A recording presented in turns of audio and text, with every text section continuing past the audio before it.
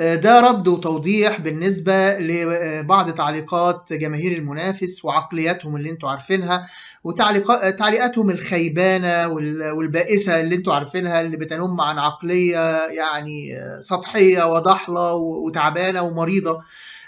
لما بيخشوا يعلقوا مثلا عندي على الفيسبوك او على يوتيوب او اي فيديو انا منزله على اي منصة يعني، او حتى الاكونت الشخصي بتاعي، فيديو انا بتكلم فيه، او مقطع فيديو من ماتش، او مثلا بوست حتى، بيخشوا يعلقوا تعليقات بائسة. تمام. يقول لك هو ايه اللي خلاك تغير اسلوبك؟ طبعا زمان بقى لما كنت بتخاطب الناس كلها وبتتكلم بحيادية وبتتكلم يعني كويس عن كل الفرق وما بتخشش في يعني في حتة اهلي وزمالك قوي وبتاع، كان عندك متابعين قليلين.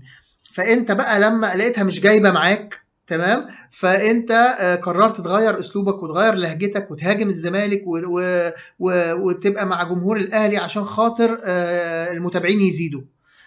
ارجع واقول تاني ان انا اهلاوي من 50 سنة، انا اهلاوي اصلا، وحتى لما كنت بتكلم عن الذكريات انا قايل ان انا اهلاوي. تمام.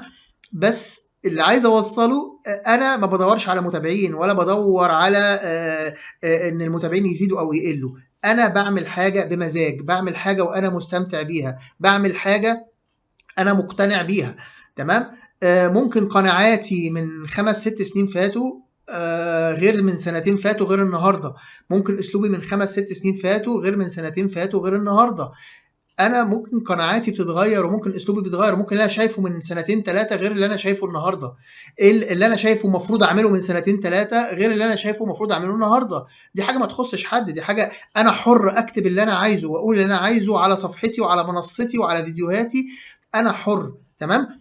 اللي عاجبه اهلا وسهلا، اللي مش عاجبه مع السلامه. والحمد لله، الحمد لله، جماهير الاهلي يعني باعداد كبيره جدا جدا جدا ابتدت تلتف حول الاكونت عندي وعلى صفحه الفيسبوك، يعني الناس بالعكس، ده يعني انا كده بقيت في وسط اهلي وناسي يعني. تمام. بالعكس، انا يعني انا ايه اللي يخليني اطبطب على ده واطبطب على ده واطبطب على ده، وفي الاخر يعني معلش يعني ما هو يعني انا في الاخر مش هرضي حد، وانا ما بدورش ان انا ارضي حد اصلا، انا برضي نفسي. تمام. وانا بعمل حاجه انا مستمتع بيها، وبعمل حاجه انا مقتنع بيها، واقول اللي انا عايزه، ومحدش له حاجه عندي، ومحدش له دراعي، ومحدش ماسك عليا حاجه، ومحدش له حاجه عندي اصلا. تمام.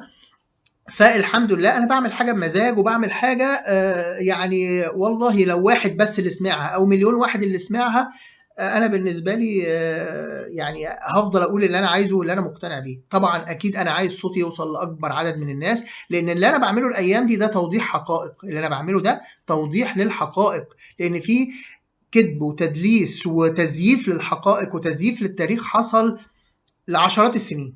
تمام. فمن الاعلام بتاع المنافس، فطبعا ده يعني اقل واجب ان انا اوضح الحاجات على الاقل اللي انا عاصرتها وفاكرها، الحاجات اللي انا يعني ساكت عليها بقالي سنين. طب وانا افضل ساكت ليه يعني معلش عليا بايه كل ده؟ ان انا اقعد اطبطب على ده واطبطب على ده، وبعد كده جمهور الزمالك او جمهور نادي الزمالك او اي منافس او اي حاقد او كاره للاهلي عمال يشتم ويسب ويلعن في الاهلي ورموزه وجماهيره 24 ساعة، وانا ما شاء الله فريندز عندي ومتابعين، وانا بتفرج على بوستاتهم طب وبعدين يعني عليا بايه كل ده ليه يعني؟ وبعد كده انا لما اجيب سيره الزمالك بس تزعل وتتقمص وتقول لي انت ما كنتش كده، انت مش عارف ايه. يا خساره، زمان كنت محترم. لا معلش، انتوا اللي مش محترمين، انتوا اللي مش محترمين خالص، ولا تعرفوا حاجه عن الاحترام اصلا.